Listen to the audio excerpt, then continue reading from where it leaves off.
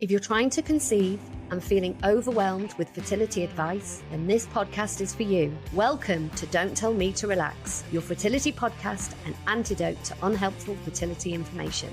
I'm Hannah, a fertility acupuncturist, teacher and campaigner for better fertility education. This podcast aims to empower and inform you about your menstrual cycle and fertility. It's basically all that information you didn't get in sex ed at school, with the aim of improving your understanding of your reproductive health and optimizing your fertility. Hello everyone, it's Katie here. If you don't know me, I'm part of Hannah's team and occasional co-host of this podcast. And before you get into today's episode with Charlotte, I want to tell you about a free event that I am running, which is all about sleep. So as you're going to hear in this episode, sleep is so fundamental when it comes to your overall health, but of course your fertility too. So I am really excited to host for the fourth time, we've done this for 4 years running now, Sleep School, which is 5 nights of do-it-yourself reflexology.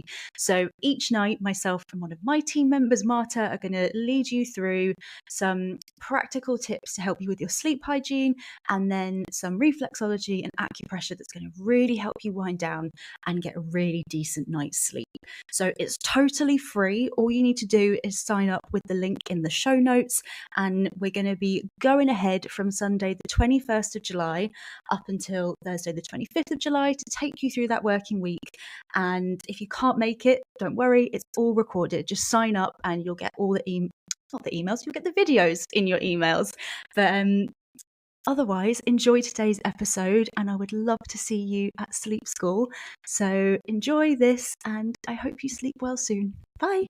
Hello, my lovely. We are here today with Charlotte Green, who is a nutritionist, and we are going to be talking all about sleep, because sleep is, I always think, a superpower, and it's one of those basic fundamental things that we can do and control a little bit to really help support our health and our fertility. Charlotte, can you introduce yourself? Tell us what you do and how you became interested in this area of... So I am a nutritionist, nutritional therapist, and registered. I specialise in anxiety, stress, and sleep because they are issues that I've struggled with my entire life. But I've always struggled with sleep. I had glandular fever when I was 16.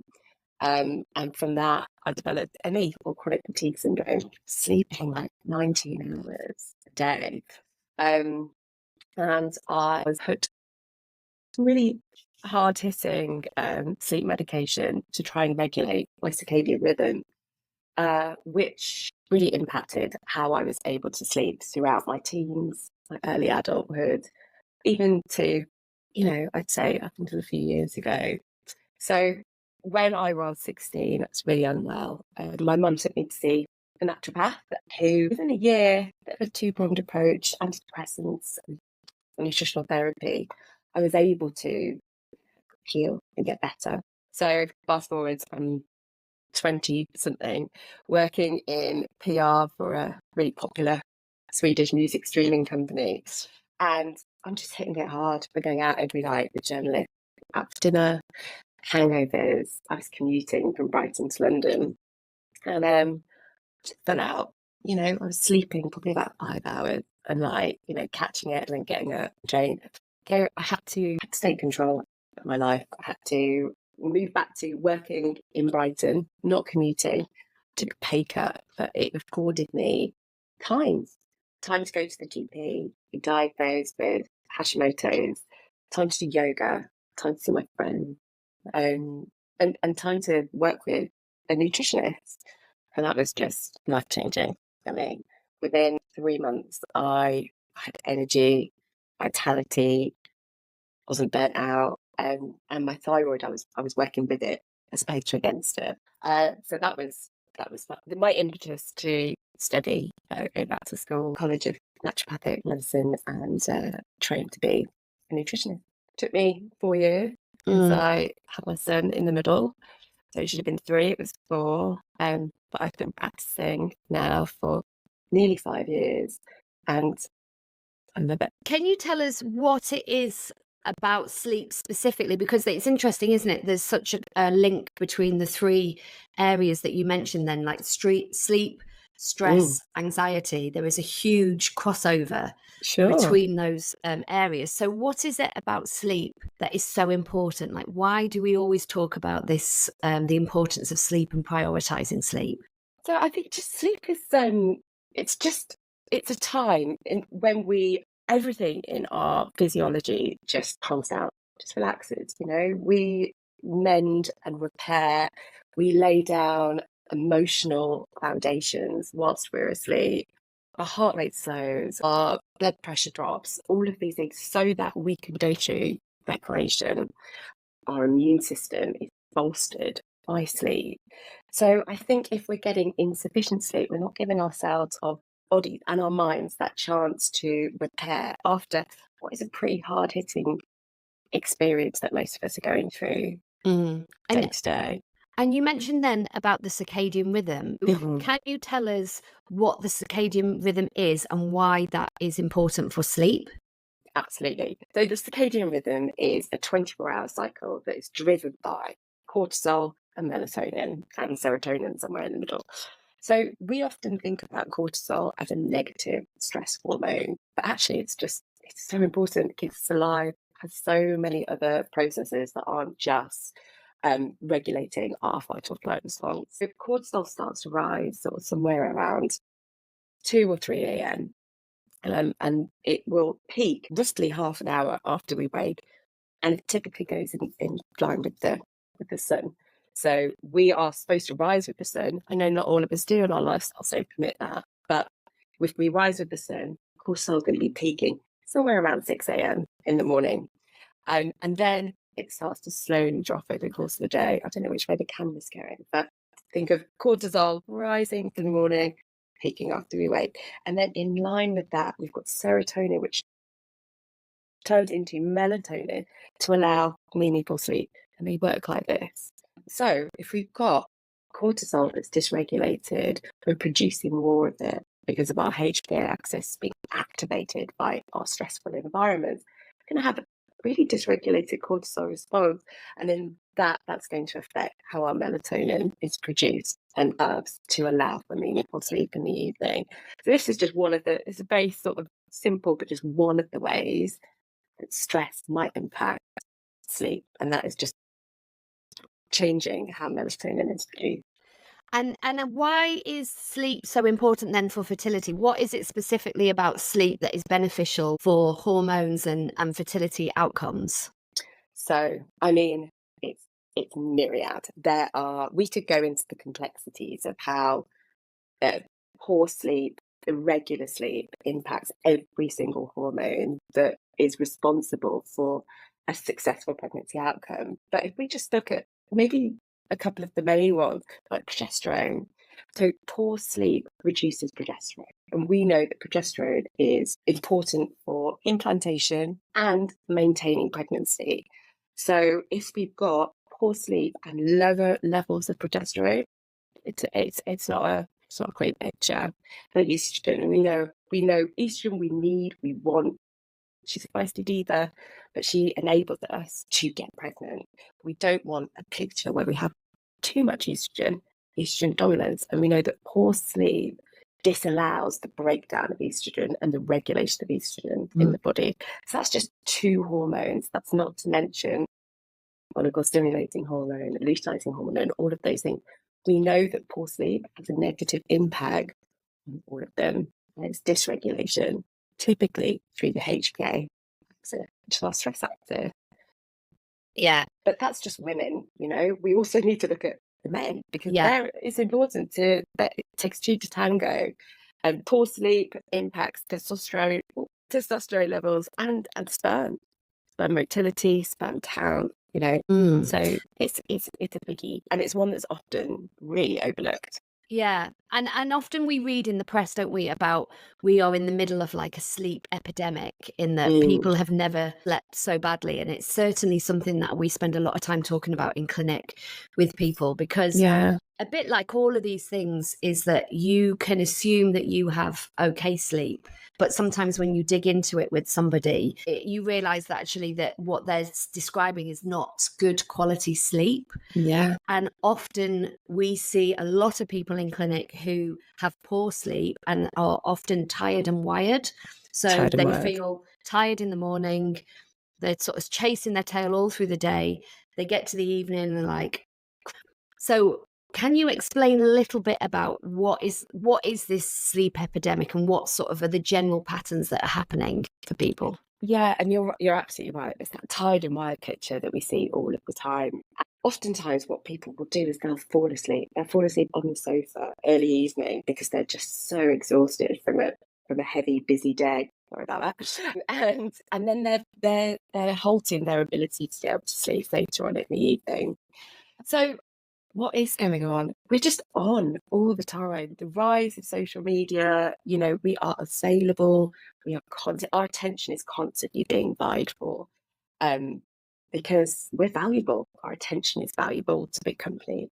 So with that, there's never any downtime. And then also there's all this overstimulation of the HPA axis all the time. So I think that is one of this. I think there's so many factors, but I think that's just one. Also, we kind of glorify being tired and being busy. I know, I know that oftentimes I've done it myself. I know I'm not innocent in all of this.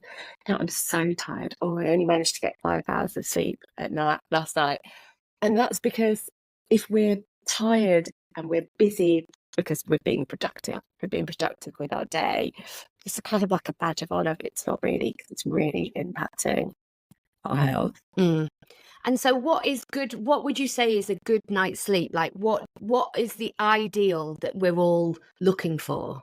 What People do we don't want want? to hear it. People don't want to hear it, Hannah, but it is 7 to 9 hours, Yeah. and that is there is a slight variance. But I think studies have shown, we all know, was it Margaret Thatcher Yeah. who could famously sleep 2 hours and, be effective.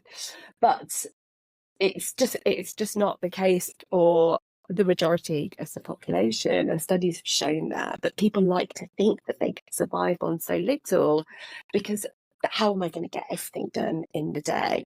So it is 7 to 9 hours.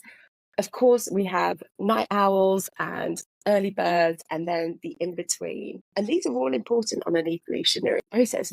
So we had different people on different circadian rhythms and slightly different clocks, so that we could always have someone on shift looking out in the night, preventing a saber-tooth tiger from taking us down. And I think if you are someone who is a night owl, so you're more productive if you stay up late, sleep later, and wake later in the morning, it's kind of frowned upon in society, because it's the early bird catches the worm, and a night owl is maybe actually, evolutionary wise, all of these people are necessary to ensure safety for the tribe. So I think we just sort of need to, if you're a night owl, it's really hard to work against that. You need to accept it, but ensure that you're getting your 7 to 9 hours in that. So it's about the time, as opposed to, it's about the block of time as opposed to what the hours are.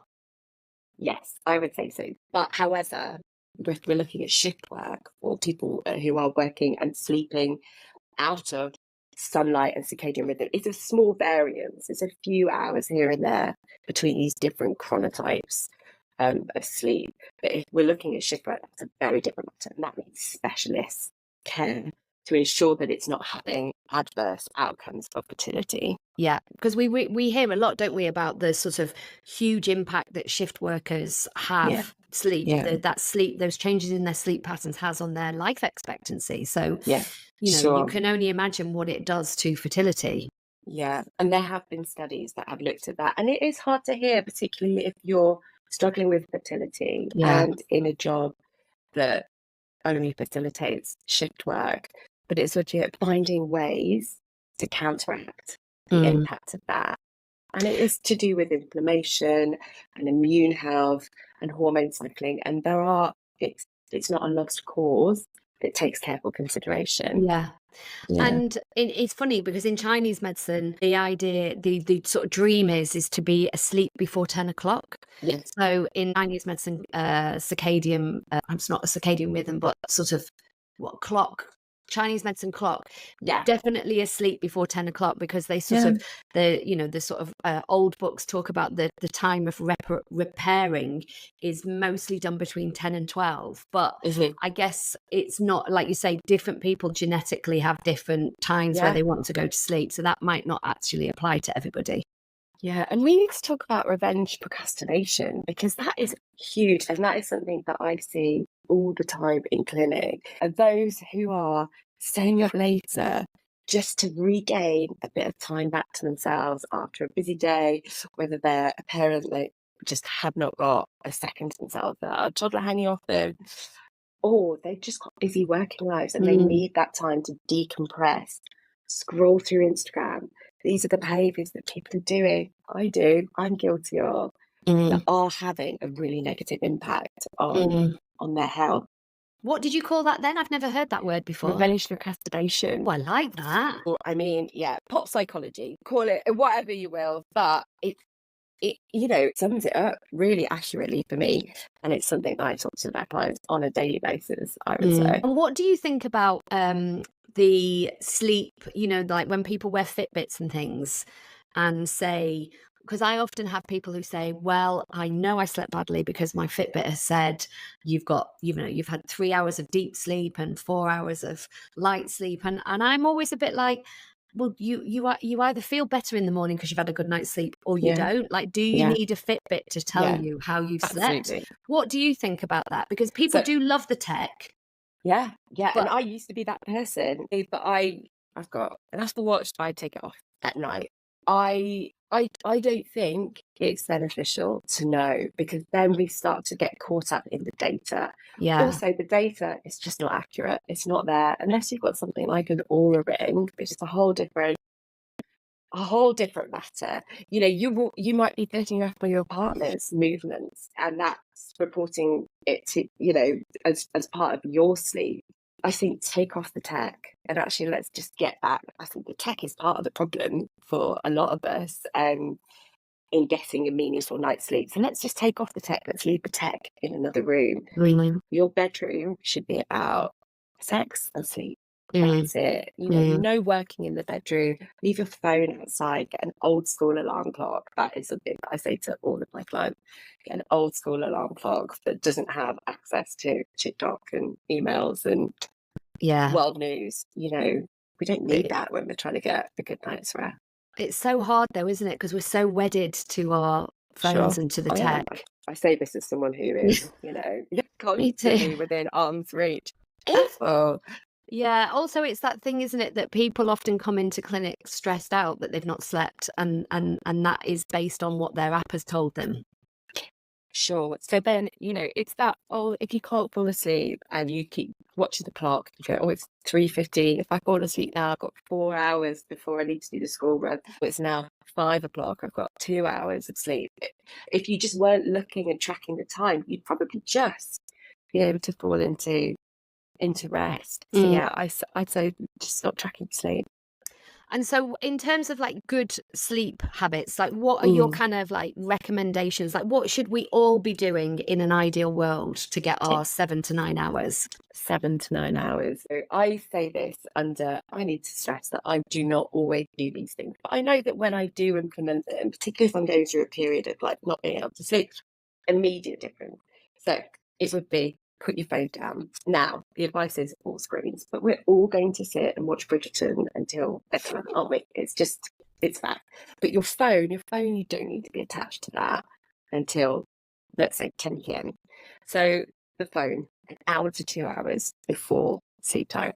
Keep the lights low because we know that low lighting will allow melatonin to rise.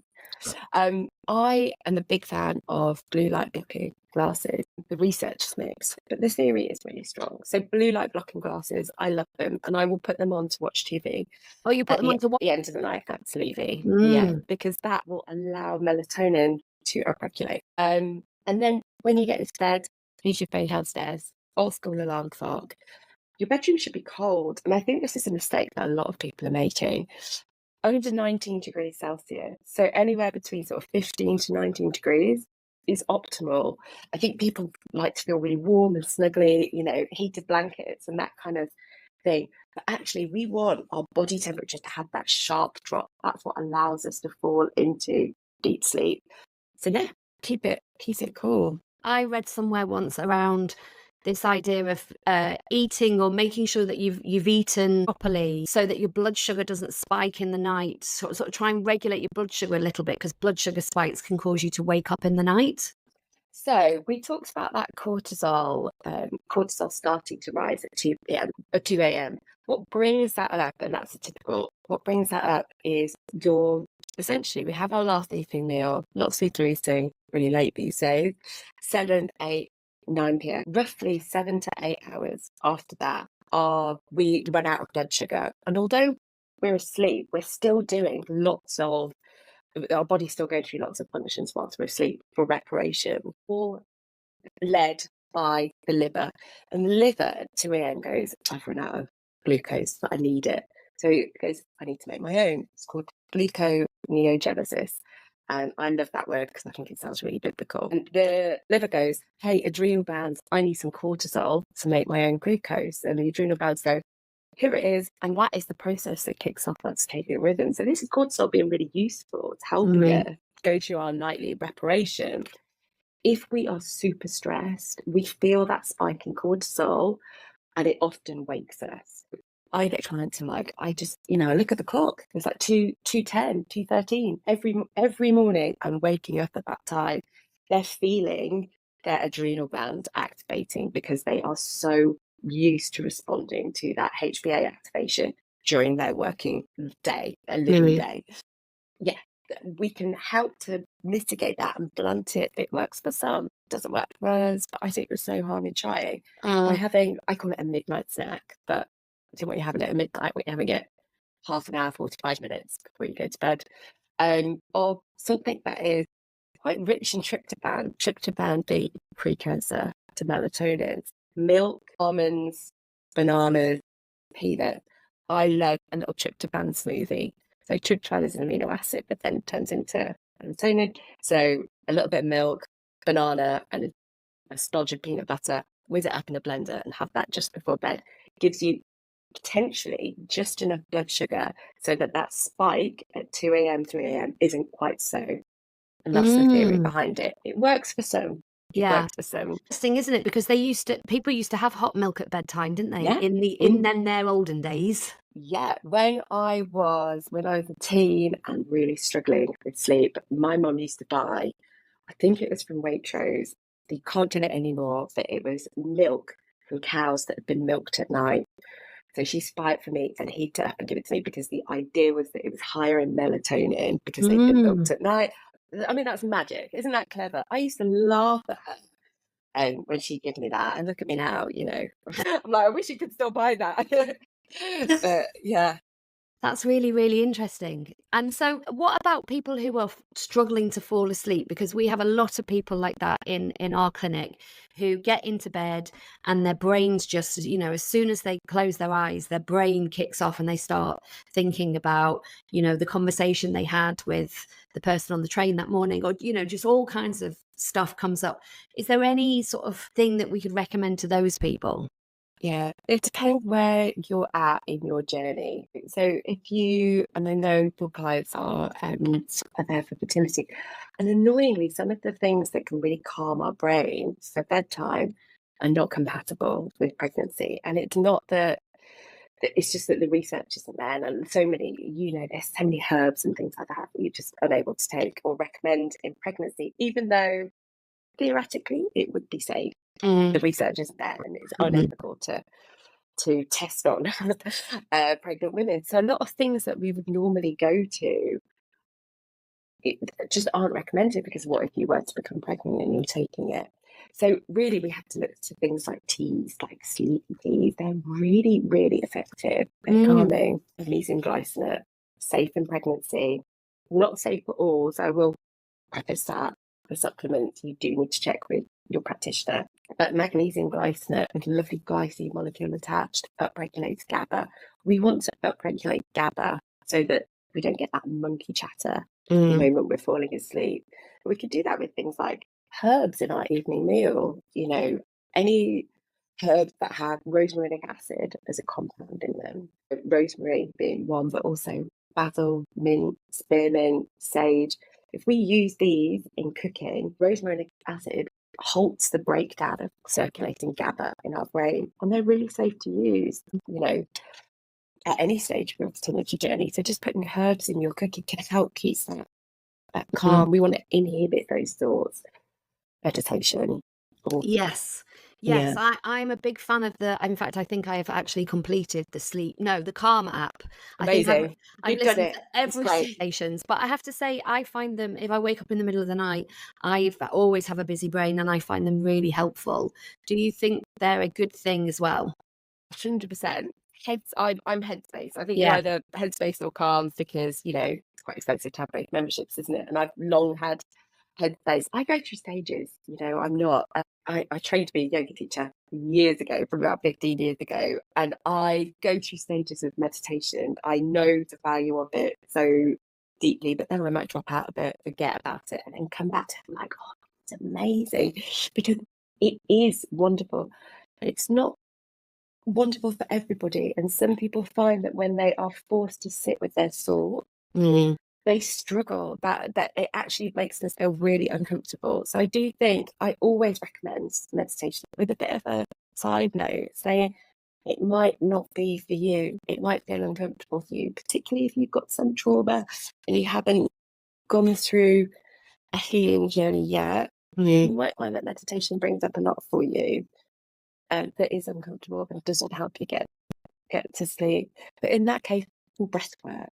There are loads of breathwork practices. I love 4-7-8 breathing and box breathing. But again, be careful those if you are pregnant and holding your breath for any long period of time. But yeah, all of these things that we can do. There's an amazing piece of kit called a Sensei, and the idea behind it is it activates your vagus nerve, so vagal toning, in order to improve our stress resilience and stress response. It is magic. It's almost like a knockout for getting people to sleep. But again, they're unsure about its efficacy in pregnancy. So it's one that maybe as the research develops, it might be safe. But we can activate our vagus nerve by tapping, which is thought to be safe in pregnancy. There's lots of things that we can do, but just giving yourself time at the end of the day, after a busy day, to find a moment of peace, whether that is reading a book, journaling, meditating, breath work. I think sometimes when people make all of these things the priority, I've got to do all of these things because then I will have a really good night's sleep. Actually, just pick one. You don't have to be obsessive over these things. Just pick one. Pick one and see if it brings you some calm at the end of the day.